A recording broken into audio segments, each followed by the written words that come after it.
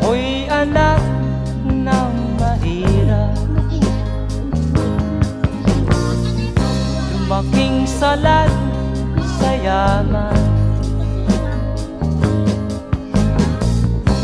Maagang nawala si ama.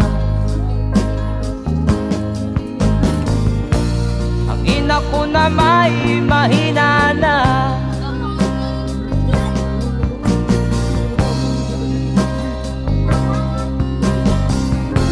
Kami inamak ng lubusan, inapit, tinatawanan.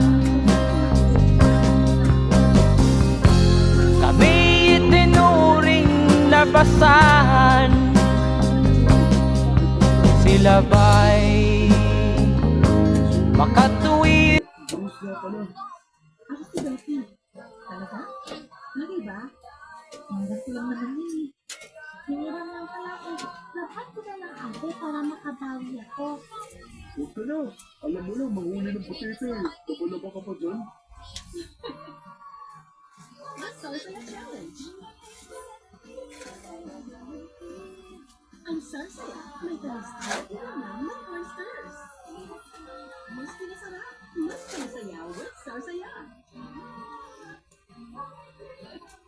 Hindi na. Walang bahala dito. Simpleng laba lang ang katapat nito. Pasensya na talaga. Saan ka ba? Oh, aga na naman ba? Manganganak na yata ako eh. Ay, yan ang sinasabi ko sa'yo eh.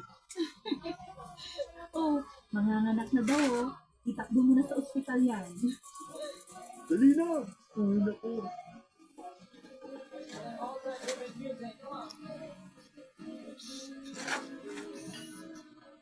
Uy, Bruce! Ha? Ano na naman ba? Tapos ka na ba? Matagal pa. Ulo pa lang nakalabas eh. Hindi makain yung katawan. Tugasan mo ko ha. Bahala ka dyan. Kiss mo sa sahig. Ay, naku. Ha? Miss? Okay ka lang? Ano kayo nangyari dito? Nakatulala lang o di na gumagalaw. Miss, may problema ba? Ha? Ginagano ko na kaya eh. Nagkatinginan kami ng babaeng nananalamin. Mga refleksyon namin ang magkausap kumbaga. Ang libo ng pagkakakilala at tulid na tulid na pagkakatayo ng babae. Tinititigan kong mabuti ang babaeng nasa salamin at unti-unti akong kinilabutan. Tumulo ang lawan ng babae habang unti-unting namumuti ang mata nito. At nangingitim na. Inisip kong guli-guli lang, kaya binaling ko na lang sa pinto ng cubicle ni Bill ang tingin ko. Huwag ka na kumanta. Tapos ka na ba? Ano ba? Ayaw lumabas eh. Yan kinakantahan ko. Ipapatipot pa ata. Bilisan mo, iiwan kita dyan. Ano ba yun? Ayos na kaya kung si ate? Nakatitig pa rin ako sa pinto ng cubicle. Pero narinig kong parang humihinga ng malalim ang babae.